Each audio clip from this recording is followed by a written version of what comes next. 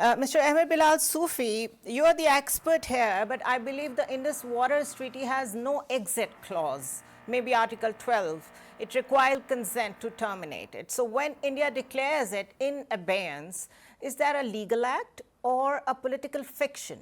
And if the world lets it stand, what stops any upstream state anywhere from doing the same tomorrow? Well, thank you very much. First of all, the act of holding in abeyance is extraneous to the treaty.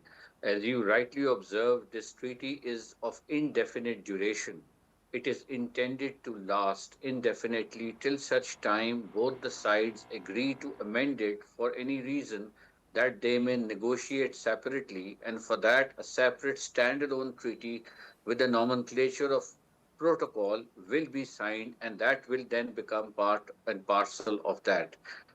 Now, holding in abeyance is neither a provision in the treaty, neither is a term under international law of treaties, which is documented in the Vienna Convention on Treaties. There, the words are suspension or termination with very specific legal implications. India has somehow used the term to create ambiguity, and that ambiguity is not helping India at all. Rather, it is documenting irresponsible behavior of India that a treaty of such significance, which divides a boundary, which is linked to a boundary of water, and which is so significant in its nature, it has strategic implication, and just simply sidelining it by a political narrative of holding it abeyance is not being recognized by any international community members or international organizations. Even the World Bank is of the considered opinion that it can't be held in abeyance. So I think India is creating a problem for itself. And if it is using Pahalgam as a correlation, as a cause of action, that too is absolutely misplaced, because you have to first attribute an act of terrorism to a certain state. Attribution is a very formal legal process under the ILC articles on state responsibility, which is International Law Commission formulation on when would you attribute a wrongful act to the state. That wrongfulness attribution has not been done by India, neither through investigation nor through proof, and global community recognizes that. So therefore, there is no basis to argue that Pakistan should be put to any kind of countermeasures of punishment based on suspension or holding in abeyance. Mr. Ahmed Bilal Soofi, if we strip away the rhetoric, what can India actually do to the water reaching Pakistan? Is this a threat Delhi can operationalize now, or an announcement of intent to build over the next decade the infrastructure that would finally give it a weapon it has never had? Well, actually, I'm afraid I have to give a legal opinion here that the threat is building up. India has freed its arms to undertake gradually construction of various projects and various dams and pondages upwards in its area with the clear intent. That intent is ascertainable from the statements of their political representatives and officials that we intend to squeeze water on Pakistan. And that is where the threat lies. Now, going up to that threat point is going to be a very dangerous development. We hope that Indians realize the fact that there is no point in fighting with Pakistan at this point in time. And they also begin to appreciate that the war which they had inflicted on us in May, apart from the military successes that General Shamsher talked about, I see it a very serious violation of international law. You do not inflict war, an unlawful war, without authorization from an international body. You undertake an attack, you take out civilians on the pretext that you are attacking hideouts of terrorists who have allegedly done some acts of terrorism years ago. Years have passed, and there is no imminent aspect of the threat that you could justify.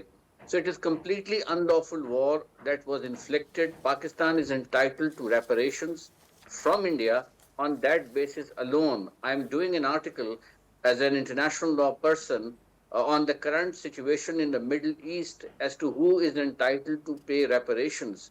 And clearly, the international law precedents, whether it's the Ukraine register of damages set up in the by European Council, or it is the instance of Nicaragua, or it is any other instance where Iraq was asked to pay damages, I believe the damages, Pakistan may want to look at that aspect not only in the context of war, but also in the context of holding in abeyance the Indus Water Treaty, because that too constitutes a wrongful act. So there are two wrongful acts under international law.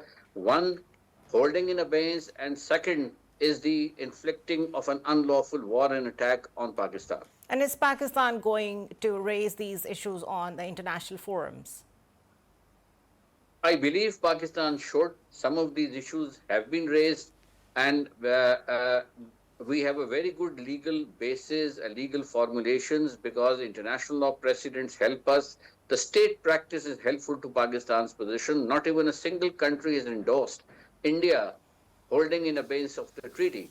Not even a single country has welcomed it. Not even a single country has appreciated the attack on Pakistan. On the contrary, all the capitals have been forewarning India to behave in a manner that a responsible state ought to behave. And one basic element of responsible statehood is upholding international treaties. If you are not capable of holding what you agree and promise, then you are not a responsible state at all. General Samrez, I'm looking at a lot of similarities between Netanyahu's doctrine and Modi's doctrine. Do you think this region has yet to manage what Middle East is trying to manage in terms of Israel? Do we still have to go a long way to counter this Modi doctrine? Ma'am, Prime Minister Modi had a typical pattern that they would carry out an operation, carry out a false flag operation, or even in the absence of any operation, they would just claim that they have carried out surgical strikes or those kind of things, and based on that, alleging Pakistan and going for escalation with Pakistan. So, in my view, right now, Modi felt emboldened because of strategic partnership that India had with the US. But the kind of embarrassment that Modi faced through Pakistan in May 25, and since then, India particularly has not been able to get out of this crisis. They are really trying to find an opportunity to redeem their honor, recover the prestige that they had lost. But the way President Trump and the US has been treating India, embarrassing them at every account, India has yet to really recover from the shortfalls or inadequacies that they had in the system in order to really go for any other misadventure. Right. Thank you so much, Major General Retired Samrez Salik and Ahmer Bilal Soofi. Thank you so much for being on tonight. I am Zunaira Azhar. This was Decode.